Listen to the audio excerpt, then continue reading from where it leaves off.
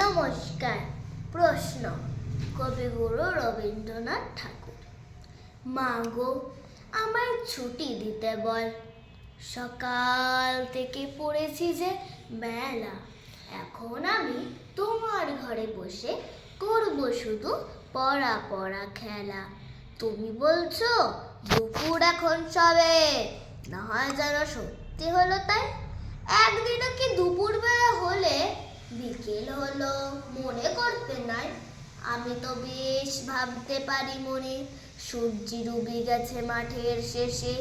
বাগদি বুড়ি চুপড়ি ভরে নিয়ে শাক তুলছে পুকুর ধারে এসে। আধার হলো মাদার গাছের তলা, কালি হয়ে এলো দিঘির জল।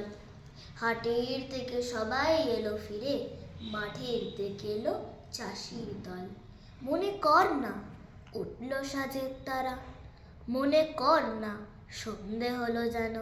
রাতের বেলা দুপুর যদি হয়, দুপুর বেলা রাত হবে না কেন? নমস্কার।